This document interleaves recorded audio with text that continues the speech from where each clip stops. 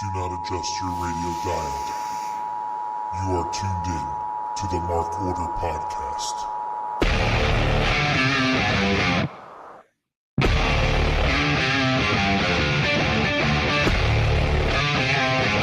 Join the Mark Order.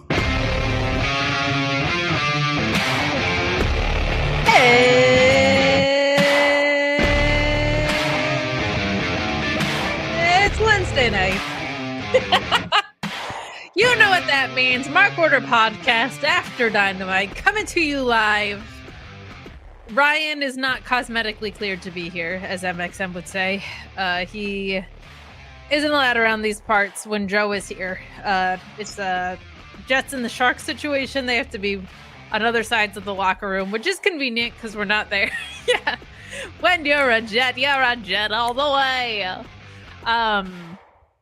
But we're here to talk some Dynamite. We've already got a full chat of Lord Kev, Matthew Hooks, Taylor Cannon, 1LT Photo, Scott George, the beautiful, wonderful Kylie, Big G. Ryan is running from the grind. Look, Nick Khan of WWE in the press said that, like, he doesn't understand complaining about being tired, man. He can't even wrap his head around that. So Ryan would not hold up well in WWE. He's also not a fucking creep. So I guess he wouldn't just be welcomed back. But we are not talking to WWE tonight. We are talking AEW, who is on a heater, absolute heater of episodes. I loved tonight's episode, and I love talking AEW with my Cyclone friend, Mr. Joe of the Asias. How are you doing, Joe? Oh, that's very sweet of you. I'm doing well. How are you? I'm doing well. You and I are both a little tired today, man. I had work, and then I went to the gym, and I am getting healthier and stronger, which is great. But at the same time, that means my trainer feels like he can kick my ass more and more week over week. And today he was like, guess what? We got a new machine. Want to use it? And I was like, not really. And he was like, we're going to use it. And I was doing some ass to grass squats that I'll be feeling tomorrow. That tuckered me out today. But doing all right. You need a stronger lower body? Yeah, I feel like your legs are pretty strong. I got some ham hocks on me. That is true. They are not necessarily what one would call like in shape. I am genetically doing well in that general area. But we've got some tightening up to do. Cause damn, did the pendulum squat machine kill me? But it's good, man. God bless my trainer. He knows me very well at this point, and all my proclivities and the ways that I that I need my ass kicked, in the ways that he knows how to lay off of me, which is good. But yeah, I got home and just face planted on my bed, just flat out. But I'm doing well. It feels good. How are you doing, Joe? What's cooking in your world?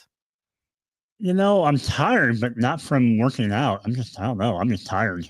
So From life? Yeah, life is a grind. It really is. Life in the grind will do it, man. Life in the grind will do it. Yeah, just I'm realizing that summer is almost over. I know, it's nuts. It's like, I was like, oh man, we're into August. And I was like, we're a week into August now. Tomorrow's the 7th. Like, it's nuts how this time of year flies by. But it's, school's about to start up. They're promoting Full Gear in November already. I know. Are you going to come out for it? You going to be our friend? Probably not. Oh, well, now I can do this because I have access to our... Oh, I like this though now. Because I pulled you off screen and pulled you back on screen. Now I'm on the left as the host, as God intended. So I'm staying here, man. I don't like that side anyway. I'm good over here. Fine. You're not gonna come here in November. You're pushed that way. Me and you are like the Hurt Syndicate and Mike Bailey. We're throwing hands. They did not throw hands. We're gonna talk about that in a second. It seems like all too rare in professional wrestling, two grown-ass adults perhaps have had a conversation where they resolved their issues, because that snuck its way onto onto our purview tonight, which is quite frankly awesome. You don't always have to punch someone in the head. You can just talk about things if you have a problem with someone. We're going to get into all of that and more, but please do chat along with us. We got more people in the chat already. Fernando, LaRon, Greg Cherry, who I got to meet over the weekend before I went home and yacked. So we could talk about that too. I think the Lord was protecting me from going to SummerSlam, Joe, because I did the WWE media junket, which was great, honestly. Braun Breaker, not the easiest interview I've ever done, but God bless him. He really picks and chooses when he wants to talk. You know, I mean, he can. I've seen it in other videos. I think it's a couple things. So he like notoriously was not a good interview, and then he seemed to get more comfortable. I interviewed him. First of all, it's 9 a.m. These guys have already had long days. They had SmackDown the night before. It's a lot. Second of all, he got asked probably 11 times in a row about his spear, specifically the I Show Speed one. But everybody that went before me, hey, so you're spear and also you're working with Paul Heyman. And I was like, I am going to not ask about his fucking spear, because that's all anybody asks about with this guy. I was like, maybe that will help loosen him up. A sweetheart before the interview, a sweetheart after the interview. During the interview, I think he was also trying to do like the half in character thing, and that didn't like work so much. But other people have had the story, namely my co-host Alex, was like, I think he probably just was doing everything in his power not to be like, Seth is coming back. Which is very possible when you have like this giant thing that you know looming over your head. But I did the junket. Because I'm a professional, came home and did the SmackDown review. Well, actually, so on Thursday, I got to go to the Boys and Girls Club event, which was honestly my favorite part of the weekend. Like, WWE, probably a tax write-off, but a sweet one nonetheless, they work with the Boys and Girls Club to finish renovations or transform spaces at Boys and Girls Club. In this case, it was like a room for the physical arts that was like a yoga and dance studio that they started. And then when the floods hit, they had to stop and they didn't have the funding for. And this was in Lower Bergen County in New Jersey. And the person that quarterbacks all this stuff is Big E. So nobody in the world better to come out and do one of these community events than Big E. The kids are just going fucking crazy. Big E's there, Mia Yim's there, American Maid's there, Jimmy Hart's there, which nobody cared. I think my guess is it was supposed to be someone else, but the storms that we had this weekend prevented travel and stuff because the whole thing got very delayed. And then they like donated scholarships to their super builders who helped build this room. And that was just really special because it was just like, of all the yapping about fucking wrestling I'm doing, just like seeing little kids see wrestlers and go nuts is like, my heart was just exploding. And then Friday I did the junket, was going to go see John Cena for the last time, but I had a guest co-host because we still don't have that solved for Fridays. So I was like, well, the whole point is to test my chemistry with people. So I should probably go ahead and do that. And then Saturday I went to WrestleCon, which is where I met Greg. I met SJ, who's wonderful. Did some interviews. And right at the end, not even right at the end, like a half hour before it ends, I'm like, I need water and to sit down. Like, I just did not feel like I was in my own body after getting like, it was wonderful. I talked to like 7 people, got to talk to Chris Bay, angel of a human being. Got to talk to AJ Francis and Ben Bishop, which is hysterical. Like, AJ Francis just gets it. I don't know how to put it other than that. But I I was actually going to go interview Carlito, and I was like, I feel like I'm going to fall down if I go and do this interview, so I'm not going to do it. And then I got some water, but I was like, okay, I need to go home instead of go right to SummerSlam because I don't feel good. Like, I need to lay down and drink water probably. And I was also like, I can walk my dog and whatever. And I am driving down the interstate.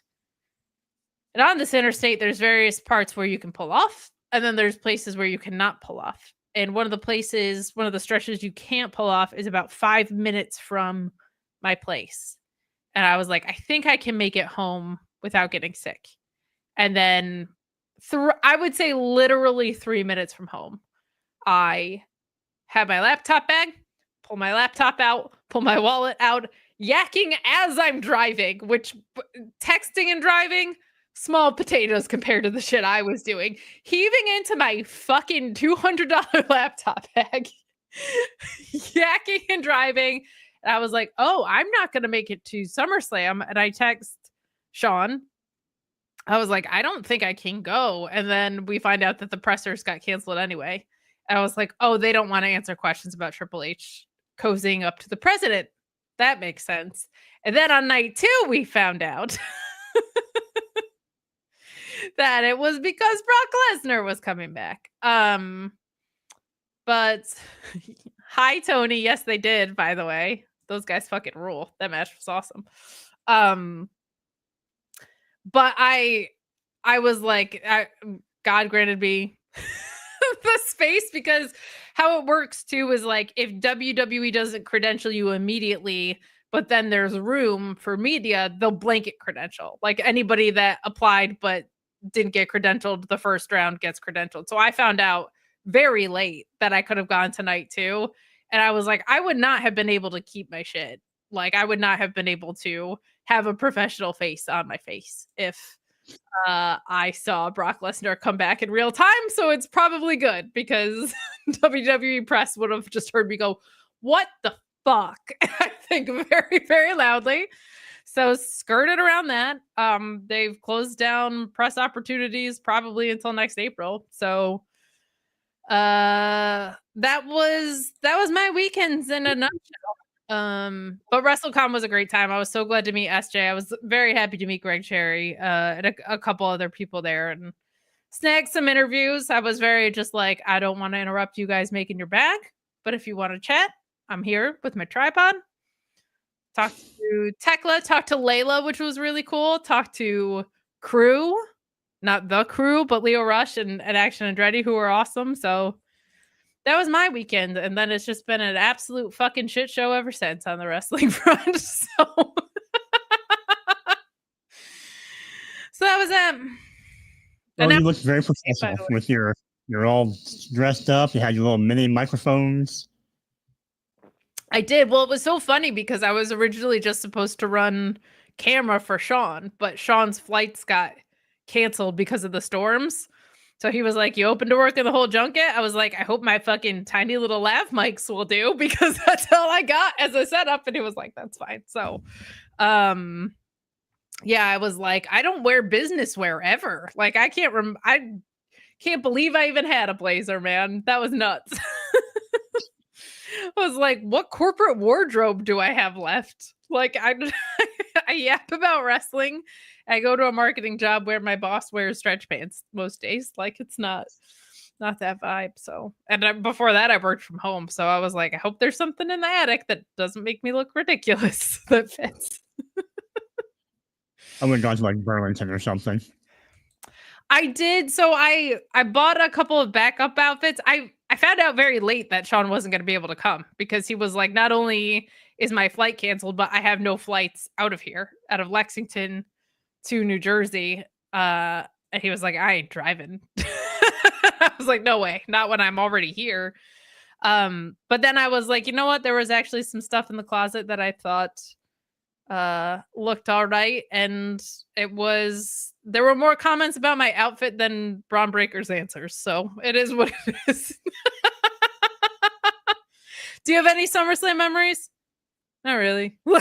SummerSlam? It's like No, something, man. I watched night 2. I didn't watch night 1 live. Yeah, it was there. I mean, it wasn't. I don't know how much of SummerSlam will be remembered by anything that actually happened in the ring too much. No, that is like so. Other than Brock being a piece of shit who was mentioned in an ongoing sex trafficking investigation 44 fucking times, they keep doing these like great matches, and then the post-match angle tends to erase what just got done. Like that happened at Mania too, right? Like we've seen that a lot, and we've also seen like I don't want them to get into a pattern of shitty night 1, but a really good main event and angle, much more loaded night 2 kind of thing, because that just means you don't need a 2-day event. You're just stretching it out. But yeah, I feel like nobody's gonna remember it for certainly now. God. But that's WWE bullshit. We're here to talk some AEW bullshit. You want to talk about the incredibly tense Hurt Syndicate and Mike Bailey situation that was so tense that they poked fun at it literally tonight? There was a report. Well, let's do this right. There was a Spaces where someone was spewing some real truths and also some bullshit about tensions between Mike Bailey and the Hurt Syndicate. There was truth to that situation where there were tensions. Some of the things in that Spaces were accurate. Some of them had kernels of truth but were exaggerated, and some of it was some straight up bullshit. There was then a report on FightfulSelect.com that encapsulated a lot of stuff, including one very crucial line that the AEW locker room is healthier than it's been in a very, very long time. But that MVP and Mike Bailey, well, it sounded one-sided. MVP, not a huge Mike Bailey fan, didn't want to drop to jet speed, and that there were tensions. But also in that report, it said that those tensions were largely dismissed by the AEW locker room because it doesn't have to do with that many people, and a lot of people just didn't really give a shit, it sounds like. And right now, they're in a good string of shows for their product, and I think as far as like people that don't want to be there, most of them are gone. Like people that are unhappy working at AEW for the most part aren't there. I had said when I saw this segment tonight, or knowing what we know about MVP, like I could see Mike Bailey being eccentric enough and MVP being a very different energy enough that would be like oil and water, that it wouldn't work. I could also see MVP being like, I don't think the Hurt Syndicate should lose to two guys of this size that are this new of a tag team as well. Like I can understand not wanting to drop the titles to them. There were also names of teams that they didn't want to drop to, apparently. But here's one thing that I do know. MVP knocked Chris Jericho out on his own fucking boat. And very, very, very, very, very, very early in MVP's tenure in AEW, like one of the first things he did was bury the hatchet with Chris Jericho. They got in the same room. They had a conversation like grown men. And Jericho, despite what like people's perceptions of him might be or whatever, he's a very good communicator. It always made sense to me that him and CM Punk didn't get along, because I feel like CM Punk is very much like on the very fiery on the human rights side and not a great interpersonal relationship guy. And I feel like Chris Jericho is a great interpersonal relationship guy and not so strong on the human rights side. So they buried the hatchet. And when I heard that, I was like, well, this might not turn into a thing, because I don't think it's nearly as big of a thing as punching someone out on their own fucking boat as MVP did with Jericho. And I think that MVP can have a conversation with someone and come to a mutual understanding.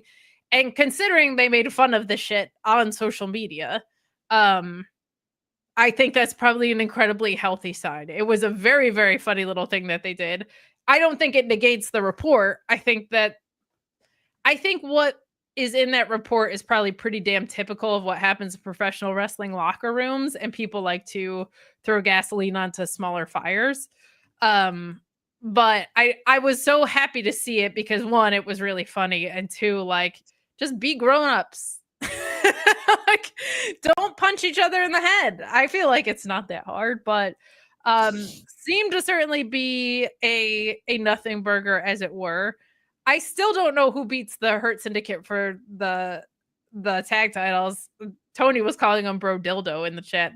I want them to win it. I fucking love that team. They rule. Brody King's a monster, dude. And I could believe that he would beat Bobby Lashley. I could also see it being FTR and them facing off against Copeland and Christian at some point. What do you make of any of this stuff? And how are you feeling about the tag division kind of slowly starting to reset through this tournament? I think the real crux of the issue is, and we haven't touched on it, is maybe MVP was just jealous of Speedball because I think maybe they wanted Kevin Knight as part of the Hurt Syndicate. Oh, okay. They should turn that into a storyline. That would be really fun. I thought you were going to say he was jealous of Mike Bailey's mullet, because I could also understand that. Sure. But, one man's mullet, he has the suits. So it's a suit or a mullet. Can't have both. Sure. As far as the tag division, the whole question about trying to find a team that is legitimately able to beat the Hurt Syndicate, yes, that can be difficult, but it's wrestling where we can have, interference finishes, distraction finishes, all sorts of, things to help offset physical size and all that stuff. So that's kind of where I've always thought that FTR will win with the help of MJF. I don't know what way that goes now, but I hear you. So, but yeah, I think Rosito is a fun tag team. I just don't know if it's. We can talk about later on the show, but it's just weird to me that that's what you do with your ROH champion. I mean, ROH just maybe they'll go get themselves a Peacock deal now, but I don't. They're just prop belts. My thing with Brodito is it's tricky because it feels like they were like, we got to do something with Brody King because he's so fucking over, but all of his tag partners keep getting injured. Like we don't know what to do. His first tag partners leave the company. His second tag partners get injured. He's out there throwing bombs and just fine. And Bandito has been so over, and Lucha Wrestling in general has been such a draw for AEW that I understand the temptation of putting them together. But you're right, and that it's like it's a little makeshifty, and Bandito should kind of have programs for something else. The thing with ROH is we immediately kind of have this other pay-per-view coming up pretty quick. So that should force them into some pretty meaningful programming soon enough, but also they might announce their entire card a week before and forget that Deanna Purrazzo works there. So I don't know what we're gonna do. Some people in the chat saying like Bandito versus Takeshita was a match of the year contender. Takeshita's having a great G1 too, man. That guy is special. I have heard, and you know how hearing things goes.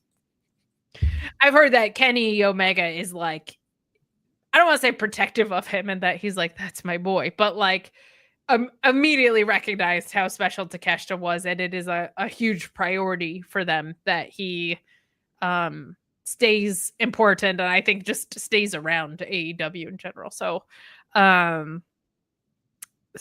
them and Bandito had a fun one, but you think an FTR then? If Bandito isn't the way? Okay. Yep. We're going to talk about what Stokely got himself into with all of this in a little bit, because he said, I am short, I am bald, I have no bitches. But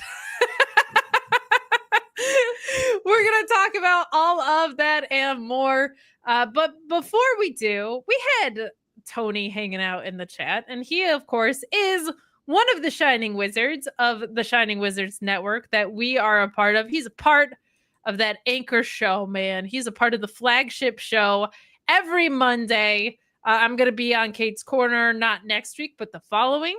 I hope that I get to see Tony at Matt's barbecue if he's able to make it. But they've got some really fun stuff. If you want to see Matt dancing, which you do, even if you don't know you do. He was dancing for Becca. It's a lot of fun. One LT photo saying, hey, I won the Shining Wizards contest. Well, damn, there you go. There you go. But we'll let this ad break tell you all about the Shining Wizards flagship show and the other shows on the Shining Wizards Network. We'd like to thank each and every one of you for tuning in every Monday night to listen to The Shining Wizards. If you'd like to continue to support us outside of listening, we've got a few ways for you to do that. If you shop at Amazon, go over to amazon.shiningwizards.com, do your shopping as usual, and when you make your purchase, a little bit of that purchase price will go back to support the show. If you like to wear t-shirts, merch.shiningwizards.com will take you to our Pro Wrestling Tees store, where we've got over a dozen great designs from over 11 years of professional wrestling podcasting. You can become a Patreon supporter at patreon.com/wizardspodcast, where each and every week we call out your name as one of our show producers, and the more you support us, the more things that you're entitled to receive, and believe me, they are fantastic. If you can't support us monetarily, if you don't shop at Amazon, that's absolutely fine. Continue to listen to us wherever you listen to us on the World Wide Web, and make sure you like, rate, review, subscribe, do all that good stuff. Doesn't cost you anything, helps us out, and we can continue to bring you the love fest that is The Shining Wizards. What's up, folks? It's your boy, the Impact Player, Mr. Philly Ray, inviting all of you to check out the Turnbuckle Throwbacks Wrestling Podcast. Join us as we cover all things current in the world of pro wrestling, as well as paying homage to the old school, the Squared Circle. So listen in and find out why we are the recognized symbol of excellence in sports entertainment broadcasting. Find us on all social media platforms and anywhere you get your podcast from. And as always, we are the proudest members of the Shining Wizards Network and Rant Entertainment Media. Are you tired of being lied to every day by the mainstream media? Do you want to know what's really going on in the world? Do you want to make up your own mind about things and not be told what to think or say? Then listen to Inconclusive Breakdown, a weekly anti-PC look at the world of entertainment and current events, brought to you without censorship or filters. You can find us everywhere you listen to podcasts, BitChute, and on ShiningWizardsNetwork.com. And also, we're a proud member of the Shining Wizards Network. Got 30 minutes to kill? Come check out 30 Screams or Less, where we review a horror movie in 30 minutes or less. We cover new movies and old ones too. We'll give our honest thoughts on the movie, good or shit, as well as a rating of each one that we watch. New episodes weekly, available on the Shining Wizards Network and wherever you listen to your favorite podcasts. I'm Steve. And I'm Corey. Come check us out at 30 Screams or Less.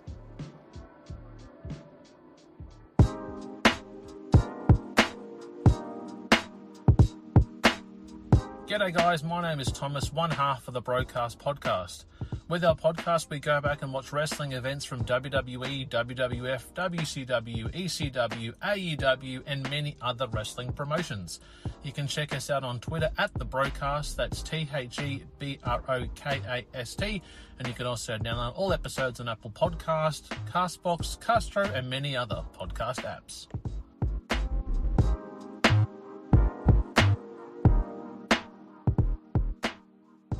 You like your music heavy? Then check out Radioactive Metal on the Shining Wizards Network.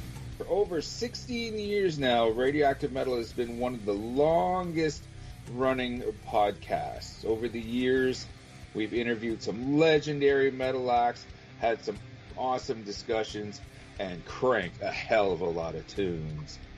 So join your cool Uncle Snowy and his co-host Aaron for the audio mosh pit that is Radioactive Metal here on the Shining Wizards Network.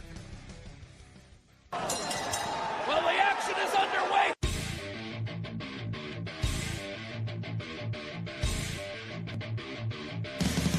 What's up, everyone?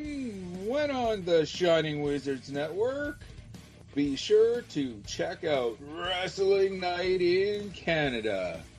If we're not recording another kick-ass podcast, Or playing in punk bands, or recording kick-ass heavy metal albums, then we're sitting back, we're grabbing a couple brews, and going over everything to do in the world of pro wrestling. Because we're from Winnipeg, you idiots. The Mark Order Podcast is the only show you need if you're looking for dedicated coverage of everything AEW on the Shining Wizards Network. Join us live on YouTube every Wednesday night at 10:15 p.m. Eastern after Dynamite to chat along with the show. If you can't join us live, listen to us on your favorite podcast platform. Follow us on all social channels at Mark Order Pod and use the hashtag #JoinTheMarkOrder, because if you don't find us, we will find you. I'm Kevin Rowe. I'm Al Day. And we're a couple of down under pounders that co-host Rogue Day Dots, an action figure collecting podcast where we talk about, well, just about anything that tickles our fancy at any given moment. We're grumpy old men, and sometimes people get on our nerves. And when you get on our nerves, guess what? You get off the lawn. Get off my lawn, asshole! We also go on a little bit of a mission. We go back and we're grading every wrestling figure line that's out there. I'm talking LJNs. I'm talking Jacks. I'm talking Hasbros. Who doesn't like a little Hulkaplex? It's a Gorilla Brain Wrestling podcast production found on the Shining Wizards Network. I'm Duke Bags. Kevin Rowe. And together we are the co-hosts of Your Duke and Road. If you want to hear about some terrible wrestling shows, we got you covered. Well, we talk about good ones, too. We're currently talking about the death of WCW. I know what we're fucking talking about. Sometimes we get guest spots, like from the Taskmaster. I like to listen to the Year of Duke and Rope podcast. They're funny guys. That I like when they talk about the Nards plows. I like Nards plows. That's a good move. And I like the Dungeon of Doom. You know, sometimes I call my butt the Dungeon of Doom. Thanks, guys. Yeah, Oklahoma. Let me tell you a little bit about my favorite wrestling podcast. All right. It's a podcast with two men, Duke Bags, Kevin Rowe. They talk about professional wrestling. It's a man's sport. All right? And who better to talk about a man's sport than Duke? Oklahoma. And once in a while, Vince Russo stops by. Oh, you piece of shit! If you're not listening to the Year of Duke and Rope podcast in the back with the boys, you piece of shit, I don't know what you're doing. It's, you gotta slide one in there. If you're a man, you're talking about something only a man can do. You're talking about sliding one in there. Bro, take the time to slide one in there. All right, bro, you piece of shit. Slide one in there. A Gorilla Brain Wrestling podcast production that you can find on the Shining Wizards Network. We are so back, man. We are so back. I love seeing that we have multiple Shining Wizards contest winners in the chat. 1LT Photo, Lord Kev. I love it. I love seeing that. Love hearing it. Hang out with them on Monday nights if you got the time. But we are going to get into this episode of AEW Dynamite. Joe, this had it all. It really did. This episode had tag wrestling, great women's talent rotation, Stokely calling himself short and bald, Darby Allin with a body bag, just dropping off Wheeler Yuta, oil paintings with Kyle Fletcher and Don Callis. I thought this was really good. I like I'm a little tired of the crutch of tournaments, but I also understand like they go to those when they're trying to reset stuff. And I also think like there's been a lot of chit chat about Forbidden Door and like how you can't build that while the G1 is going on. And I get it, but I also am kind of like, I think all the builds to AEW pay-per-views have been really good this year. And I feel like the attraction of Forbidden Door is Forbidden Door. Like, I prefer some sort of build, but like it's an all-star game. I don't need like, well, what are they gonna do? Build the story in 3 weeks? Yeah, that's fine. Like I'm fine with that. I do think the schedule, they should not sync these up again, because not only does it affect the build, but just like the work rate for the actual wrestlers themselves, like that's way too much to put on them. But I like what we're getting. We're going to talk about what happened on the women's side too. What did you think kind of overall tonight? No, I felt like not a lot of in-ring action as far as the number of matches. We had a lot more interview and backstage segments again. But I thought it struck a nice balance for me. It had just enough wrestling in the ring, and what we got was really good. And then we had some entertainment part, and we had some things to set up storylines down the road. So yeah, overall it was pretty healthy. So this may surprise you because it surprised me. This is the same amount of matches as they've been doing. This was a 4-match episode, which is kind of the groove they found themselves in. But it felt like a lot more segments in general. I agree with you on that. I don't know what trickery they pulled off, if they were just shorter matches. We, of course, had the overrun, as we do from time to time. But I also was like, this is a lighter in-ring episode. And then I looked back and I was like, well, it's the same number of matches. But I agree with you. This felt like a little bit more crowded with stuff that was more like angles focused. But let's dig into it all.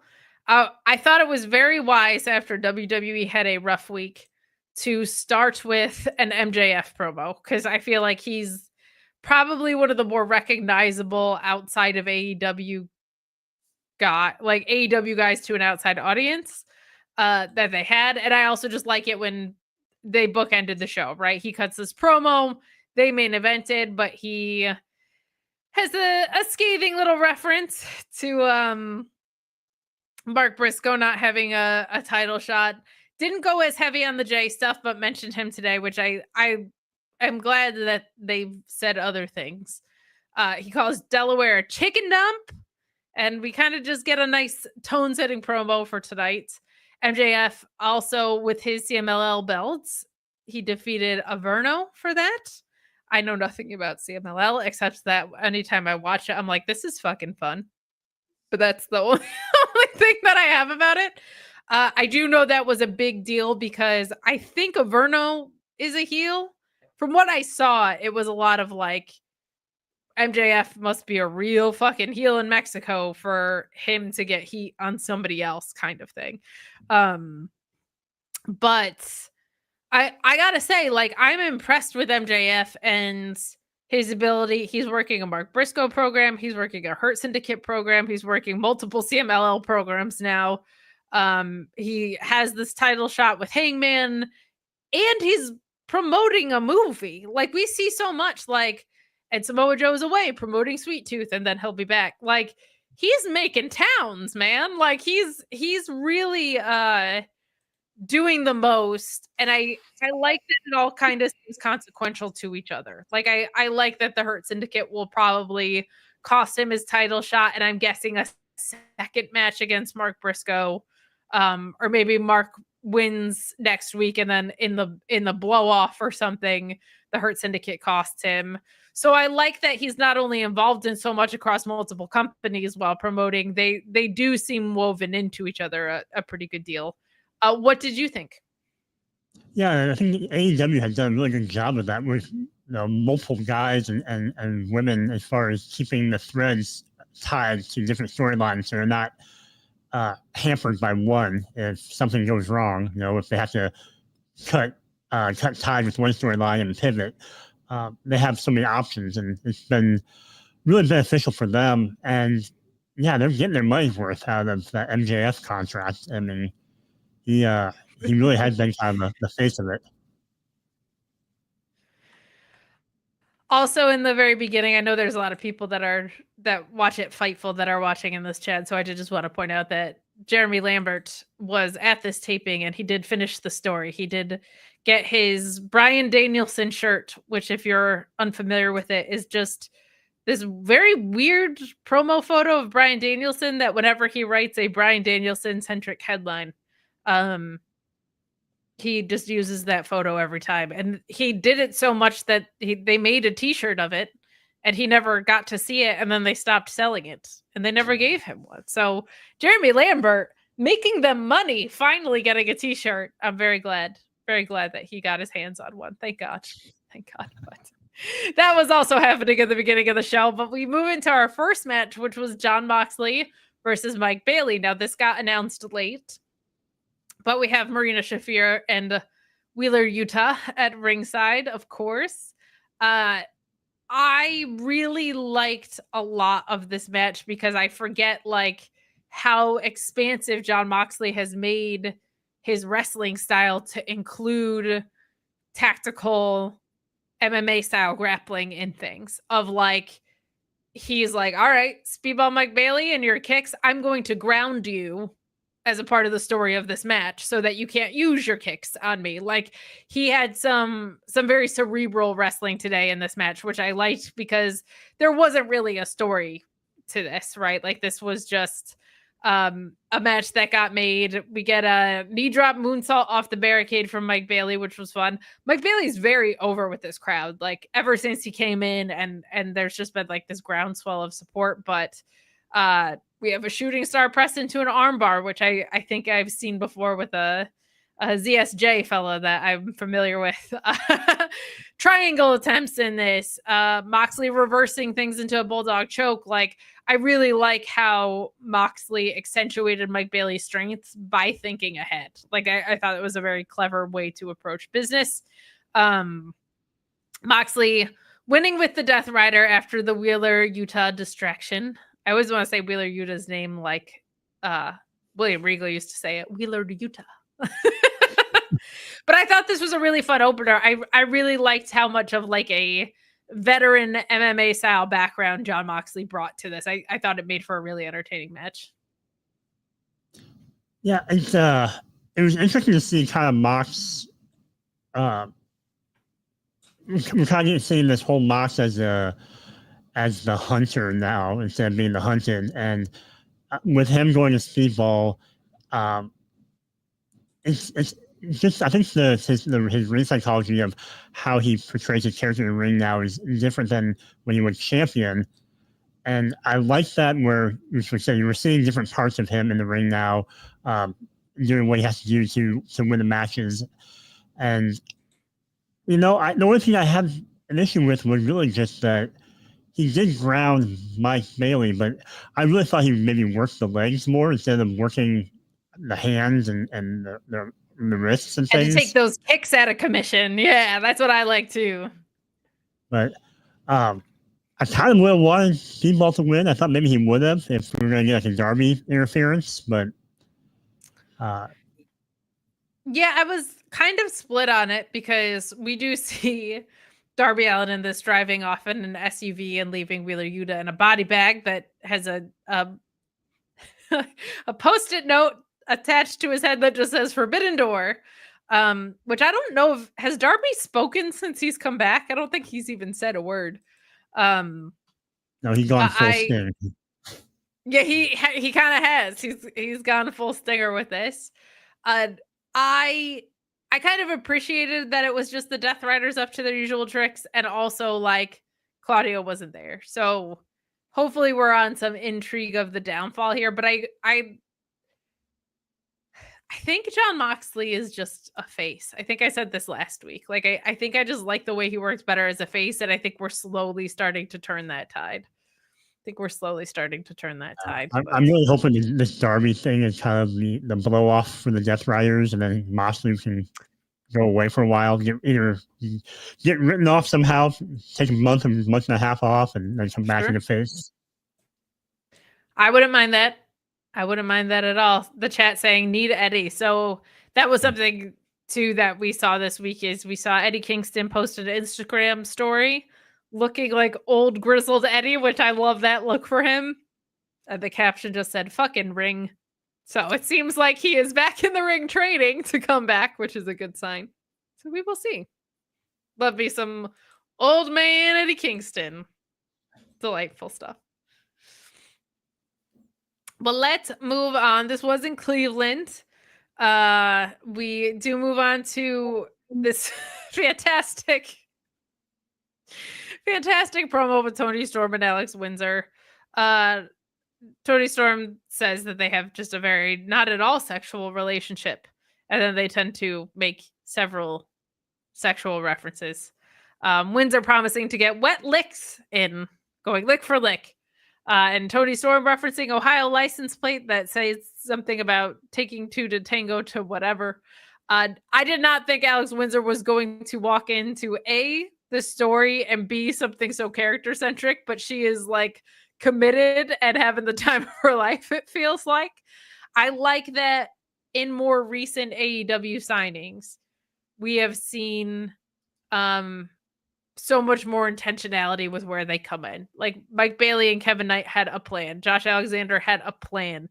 We're seeing it on the women's side here too, right? I think that's a really, really healthy sign of like, not we're just signing whoever we think is great and available. We're signing people that we are preparing creative for is a very good thing here.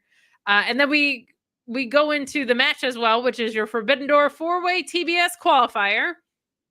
Alex Windsor defeating Sky Blue, Queen Aminata, and Billy Starks. They beat the crap out of each other. This was super fun. This was very fast. It was high energy. It was hard hitting. Athena was watching at ringside, kind of teasing that TBS title scene, which I thought was good. She's got this world title shot coming up, and I'd been saying it would be so cool if, like, Athena had the one thing that Mercedes couldn't win. Mercedes has 8 belts now. She came back with more. And Athena having the one that she couldn't get would be such an interesting way to go. But this match was great. Sky Blue kind of nearly stole things, but Alex Windsor winning with the small package after escaping a suplex. I'm not a big fan of winning with the small package, but when it feels like I'm very quickly trying to win a match like this one did, I like it. So that was that. What did you think of our tango between Tony Storm and Alex Windsor and our 4-way, which has Alex Windsor going on to fight in her home country for the TBS title? Yeah, I wasn't expecting Windsor and Tony to be so chummy this quickly, but you know they're playing off each other well. And I don't mind the small package win if you're hanging out with Tony Storm, you might as well use the biggest time package she has. Yeah. Sure. Thought the match was fun. It felt like the crowd was a little dead for the first half of it or so, and then that dual headbutt spot. Yeah, woke everybody up. Yeah, that was really great. And yeah, I'm perfectly good with Alex winning, and sign me up for Mercedes and Athena versus Tony and Alex. Yeah, big time. I think one thing that certainly has improved. This was a great example of like how one match can get a lot of talent rotation involved. And I like to see that. I like to see that a lot. One LT photo saying Aminata is on the come up. She definitely is. Definitely is. She's she said this week for a while. Yeah, well, I think she was like 50-50 for a while, but now she's, even the losses, she's taking her higher quality. It feels like she was on AEW sometimes, and then she was on ROH. Like we're at least seeing more consistent reps, more meaningful ones would be great. But it does feel like, oh, she's going to be in that TBS title picture sooner than later or whatever. I love seeing that. And she's a killer, man. She's a killer. I do think we could be leading possibly to a women's blood and guts. It felt that way last week. Felt less that way this week, but I think that that's probably because like cart before the horse as far as Forbidden Door goes. So we had to settle business here. But we did also get like this quick interview with Renee where she's like, hey, so you have 8 belts, but you did lose for the first time. And Mercedes calling people marks, both online and now calling Renee a mark. Calling Renee Paquette a mark for asking her. Absolutely sent me as well. So I like the Mercedes character. I know it's not for everyone, but I am a fan. So there you go. Post-match, we do get Monet, Storm, and Athena all kind of converging here. You get Windsor eating a Monet maker, and Athena teasing a strike but walking off. She's got her contract in hand. Mercedes has her 483 belts in hand. Huge fan of the continued rivalry that they seem to be building between those two as well. Let's talk oil paintings, Joe. Ooh.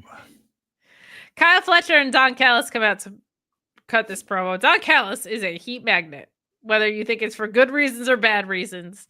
Most of the time, you can barely hear his promo because of all the booing that happens. He unveils this beautiful oil painting done by the wonderful Mel Coleman of them wearing the belt together, basically. I don't know how Don Callis became Arnold Schwarzenegger in the process, because he's got arms and abs for days, but the belt is around the both of them. Fletcher kind of boasting about retiring legends. He says he put Adam Cole on the shelf too, and I said, damn you, Kyle Fletcher, how dare you. Promises to be the best TNT champion ever. A lot of heat on this. Kyle Fletcher having the title is fantastic. We did hear earlier in the week that Dustin Rhodes is going to have a double knee replacement at the tender age of like 50. So that's going to be a tough one to come back from. Wish him the absolute best with that. But what do you think of Don and Kyle just wearing a little belt together, like cutie pies? We just skip over the part that's when they protect the teleport from backstage to the ring. She did. She tweeted that she got her steps in today, but she really did just zip from one to the other.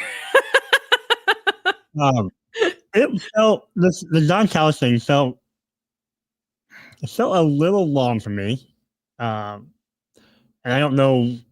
I wanted to set up something.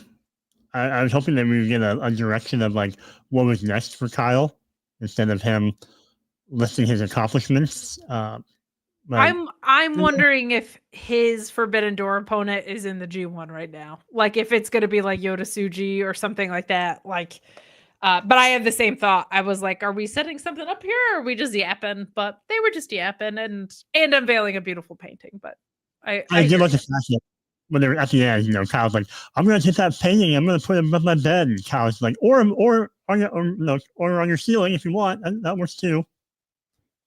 Yes, that was very sweet. This whole AEW locker room, everybody has crushes on each other, and I love it. Like Kyle Fletcher, huge crush on Takeshita. We have this here. The women's locker room, everybody's thirsting over Chris Statlander, which is fantastic. Scott George saying that Dustin Rhodes is 56. Well, damn. That's a lot to come back from at that age. That's a lot to come back from at that age. But some fun stuff. Some fun stuff there. Let's move on to Max and Jeremy Buck. Generation Me has reunited. They get an ice cream truck intro. I can confirm, breaking news, that was a Mikey Ruckus original right there. He was the one that scored that beautiful theme. I loved it, but they are sick of the disrespect. Crucially, something I love in this, and it's something that my frequent Fightful co-host Alex Pulowski was beating the drum of too, but I agree. I like that they are like, they're not broke like Baron Corbin was. They're indie jobbers in a wrestling company paying their dues again. They're not pretending they're not suddenly receiving a paycheck. They're not broke. They're just not EVPs, and they're not even established veterans on the show anymore, right? They're just jobbers getting jobber entrances, getting no respect from the production crew for all the shit that they put up with. Like they're just eating the downfall of everything that they put other people through. And I kind of really like that because while the downfall of a lot of people were saying it's like bum ass Corbin, like when Baron Corbin was on WWE television, and I understand the parallels, but like they're still receiving a salary from a wrestling promotion, right? Like they shouldn't be able to not afford clothes, right? So I really liked that about this. Like I like that they are just disrespected and kind of unfortunately having consequences for their behavior, which is brutal. What did you think of just the Generation Me intro, and then we'll talk about this match. Oh, I loved it, and I love the fact that I love the callback, to the TNA days and when they're young, 14 years ago, where it was, or 10 years ago. That was fun, and to your point, yeah, I like the fact that they're not broke like monetarily, but they have no power now, so they don't get the extra, pyro and the extra entrance anymore. They get what everyone else gets. So I like the humbling of them. They wrote down what Justin Roberts should do as instructions, and Justin Roberts just read them verbatim. Like, hey man, you can't just do that. Like he just verbatim wrote down what the Young Bucks wrote as directions, which I thought was such a fun touch. They've found new ways every week to drive this home too. One week it was the Titantron, the next week it's the lower thirds just say talent name. Like I like how they've evolved that. But you know what? They can sure as fuck wrestle. This was fun as hell. I loved this tag match. Brodito is such a fun team, man. Like because there just could not be more different as far as wrestlers go. But this was fun. You get the botched entrances, the screen replaying of All In and the announcing. But you get Brody King cannonballs, you get press slams, you get Canadian destroyers. The X knees I thought was cute, and the 21 plex here, but we get an avalanche follow-away slam from Bandito and Brodito hitting the catapult for the win. This match was 20 minutes, and it really kicked up into another gear. You mentioned the crowd on the women's match kind of taking a minute to warm up. I noticed that in this match too. I thought it was a really inspired choice to A, not run back FTR and the Young Bucks again, and B, just put forward two guys that the crowd really, really loves at AEW. Like, that's a good way to go about business. They'll get monster heat if they do lose to FTR. What were your thoughts on this 20-minute tag classic, Joe? My first thought was, no matter how much time they have off, the Bucks just are so smooth. They can not wrestle for months and still look like they haven't missed a step. And then and the fact that Brody and Bandito have that amount of chemistry together as a tag team to match the Bucks and to play off of them, it's been really impressive to watch. I like some of the spots where, especially on the outside, I thought the little bounce beam fighting on the railing was fun. Yes. Yeah. So, and I'm just surprised that Brodito won. I mean, like, I thought that the Bucks were going to win, but I think giving the fans what they want with this unexpected tag team, I think that's the right call. I agree. I figured you might get an upset on one side of the other because both of them have overarching things going on. Like, the Bucks have this very overhaul of this character that's happening gradually, and FTR feels like they're headed toward the titles. So I figured it would be on this side, and I'm glad that they didn't go back to the well again. But I thought the match was fun as hell. And you're right. Like, I think the Bucks are at a point in their career where they've done so much and they've worked together as brothers so much that, like, when they have time off, it's almost just like our bodies are just recovering. There's not like, they're not losing steps anymore. They just are able to heal a little bit probably. And one thing that I've noticed too with this string of really great AEW shows is, like, this is without Ospreay, this is without Omega, like, this is without some of their horses that they've been relying on. So it's good to see that that's opened up for other talent to kind of shine here. Well, we get some video packages. We've got the MJF and Briscoe recap, which I thought was nice. They worked to CMLL title win into that. They renamed the belt, which I think would have more significance if I found out CMLL has 33 belts. So we complain about Mercedes has one of them. Yeah, she should probably go there more often. She could probably be a 30-time champion at this point, especially she only needs to get the creative control once and then she can just run amok. So, but the Hurt Syndicate lets MJF know they're not helping him, they're coming for him.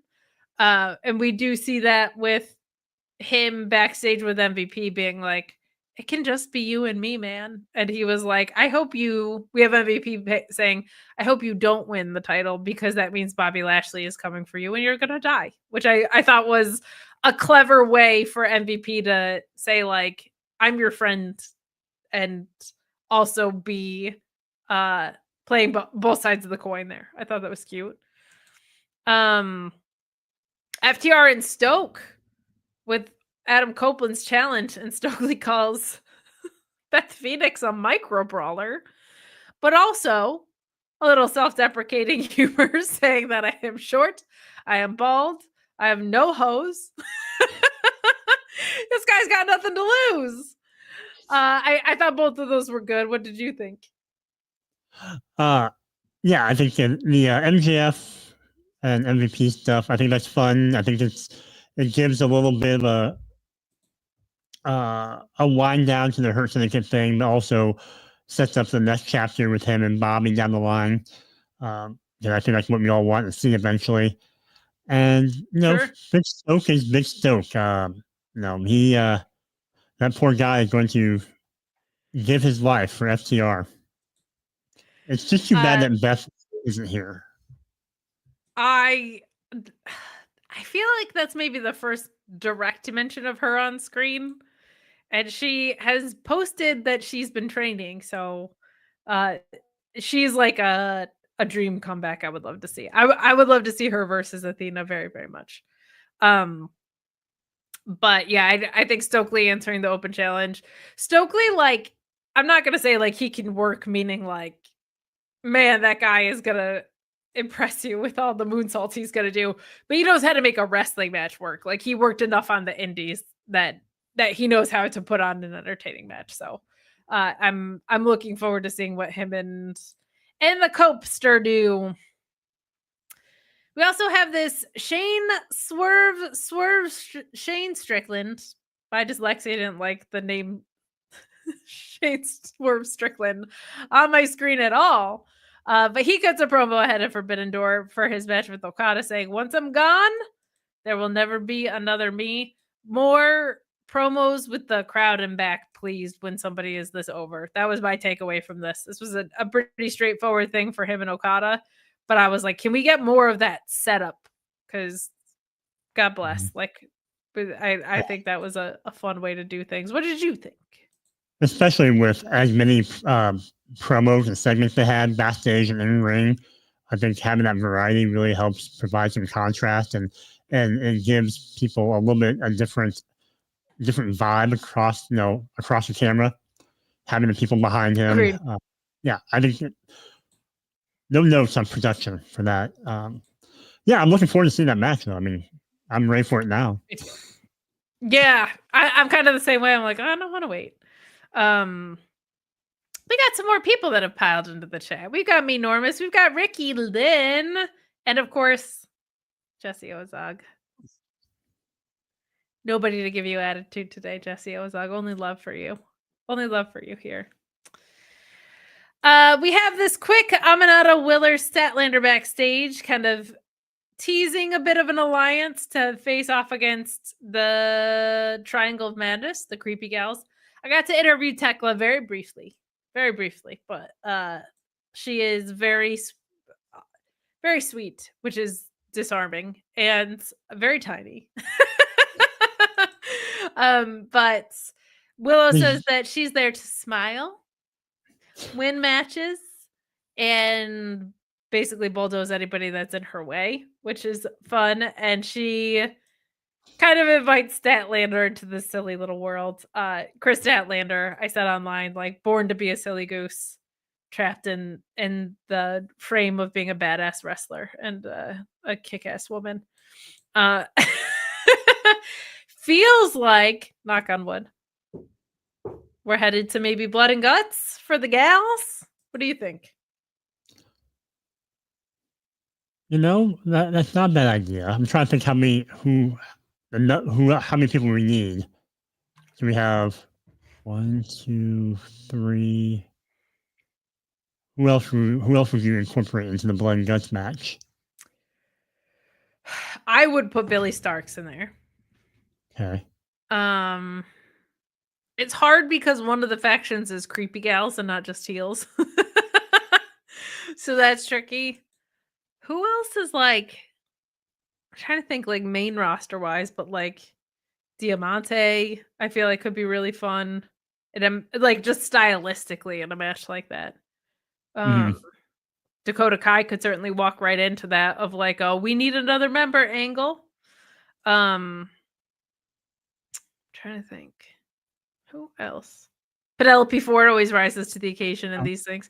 Penelope and Megan on the heel side could be fun. Then TJ on the face side. Yeah, because they always do the ultraviolet stuff too. That could be really fun. Yeah, I think we're good. I think we booked it. We booked it.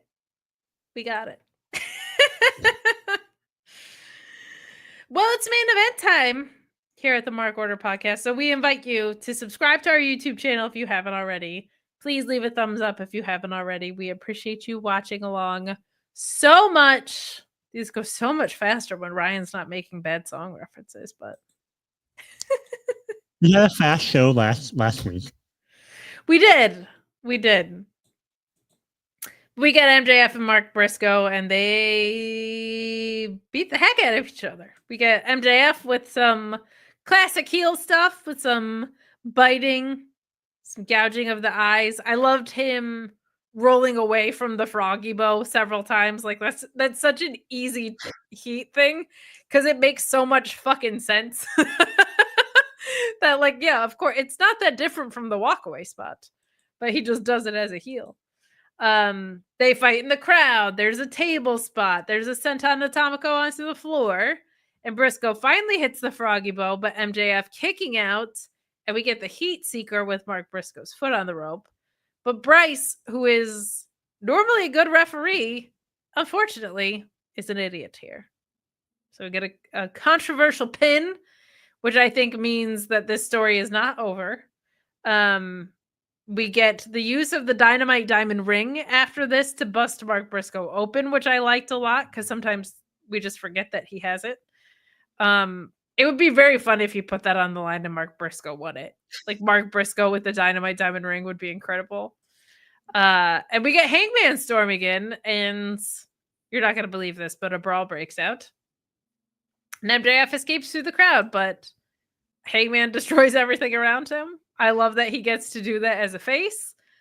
This is a fun way to close the episode, and I like that.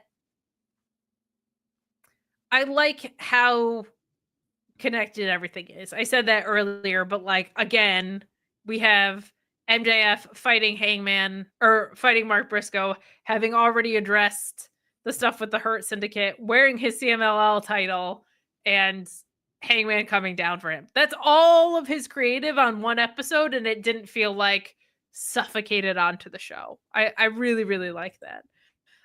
What did you think of our main event? I'm hoping we get a trilogy out of this. I would hope so. I'm just curious, like when Mark will get that win. Like when will he get the win over MJF? I mean, I don't know if you do it. You have to do it before he becomes champion, or do you wait until he becomes champion and maybe give Mark a title run sometime? But I feel like, I mean, MJF's losing to Hangman. Right. I want to see MJF with a mid-card title again. That's not an American title run. But I feel like maybe the Hurt Syndicate costs him against Mark. Because Mark's got to get a win. It feels trilogy-y to me. Like the story got very personal, and I don't know. Maybe it's just because I immediately compared it to Dusty and Flair, and they had a credible trilogy that I've just assumed that that's the way it's going. But I don't think Mark Briscoe sat through weeks of his brother's name being mentioned to not get a win out of it. You know what I mean? But I did appreciate the fact that commentary really tried to put over the fact that, like, oh, Briscoe has been winning a lot of matches, and then him losing the way he did really helped protect that. And like you said, sets up hopefully a trilogy. yeah, I don't know what. I don't Bryce- normally like a protected loss like this because I feel like it's overprotected, but I feel like for this one it kind of had to be to, like, you really want to protect Mark Briscoe in this because the angle has been like you're a loser, right? It needs to be as murky as possible. Yeah, that was the show. That's Good old brawl. I always get nervous when they go in the audience. I know, me too. Like, MJF plays with the crowd a lot, throwing people's hats. It's like, oh gosh. He will throw someone's cell phone on the ground. Like he does not give a fuck. I also I now have this new fear ever since Adam Cole exploded his ankle. I'm just like, be very careful as you go through crowds and upstairs, people. But that's what it is. But a really solid episode of AEW Dynamite. And because Ryan was not here, it's addition by subtraction. And I think a very solid episode of the Mark Order podcast due to his lack of presence. And you add in the presence of Jesse Ozog, everything gets better. If we were characters from Burn Notice, which one would Ryan be? Not dealing with that. Not dealing with this. Because here's the thing. I'll bring you back on the screen. This is all started by my cousin. My cousin loves Burn Notice, and I'm like, I don't like the show. I'm not watching the show. And he knows that me and Alex Pulowski do a show where we watch things that wrestlers are in. And he's like, there was an episode with whoever. The Big Show, I think.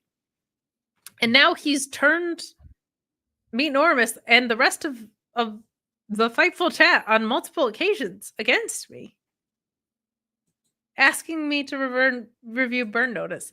I'm not at a lack of things to review. You know what I mean? Like I do Burn enough Notice. yapping.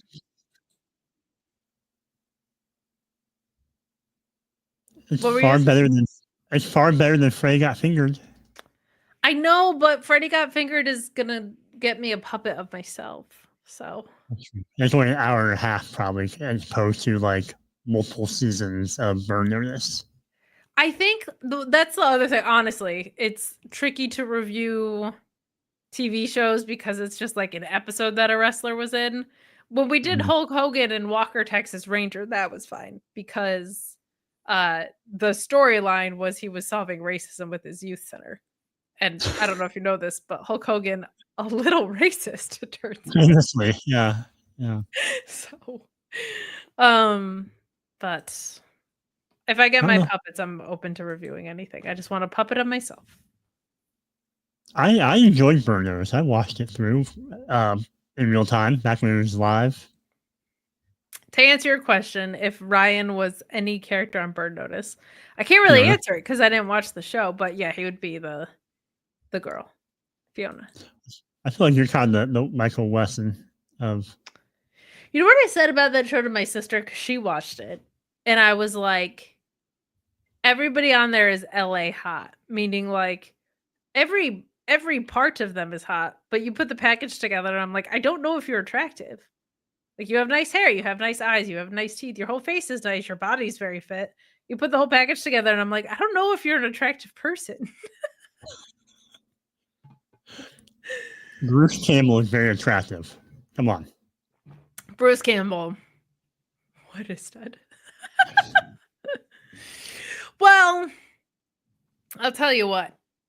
I am a little tired, and tomorrow I'm gonna rest tonight. I'm gonna get my 8 hours.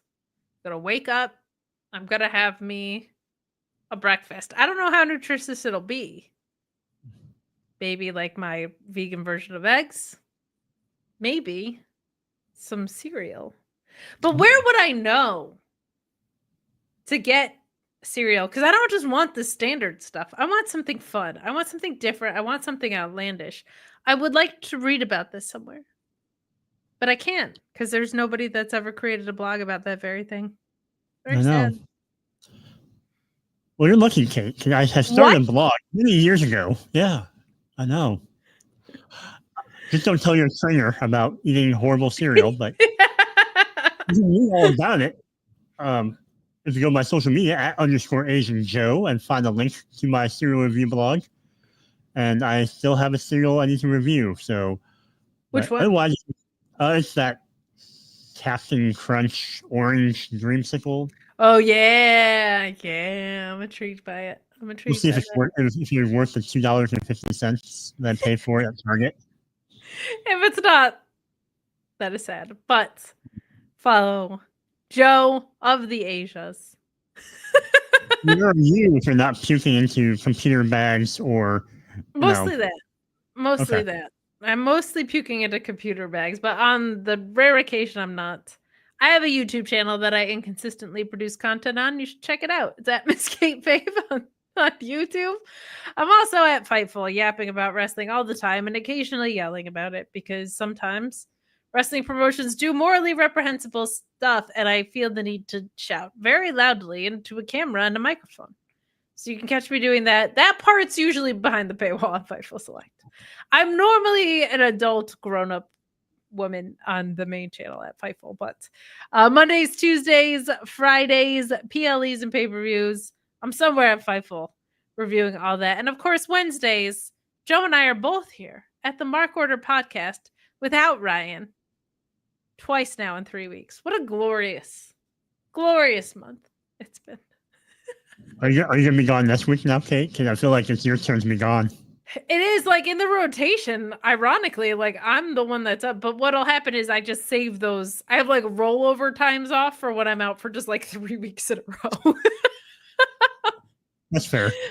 They'll just be like 3 weeks where Sean's like, I need you to fill in or something will come up. So, but I am, as of now, slated to be here next week.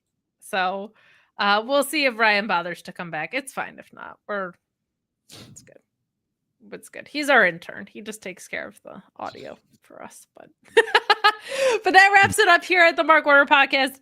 Please do follow us on social media. We can plug our Pro Wrestling Tees store as well if you like our background that you see here on this very broadcast. Well, darn it, we've put it on a t-shirt in 4 different ways. My God. Head over to ProWrestlingTees.com. Find the Mark Order podcast store and you can get both the words and our cool little logo. Double-sided, single-sided, pocket square, options galore. Buy a shirt. One LT photo knows. Buy a shirt. So there you go. You probably wearing it right now. Yeah, probably is. Probably is. But that wraps it up here at the Mark Order podcast. We thank you so much for joining us. Please subscribe if you haven't already. Please leave a thumbs up on your way out. And here we say goodbye and good night.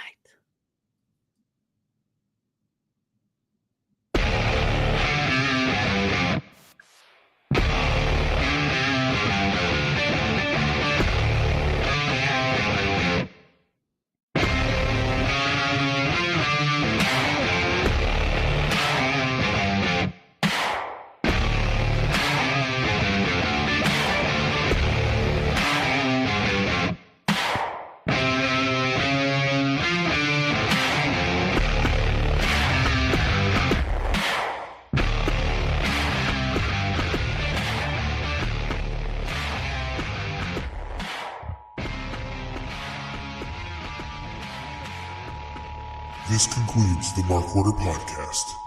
We now return you to your regularly scheduled programming. Join the Mark Order.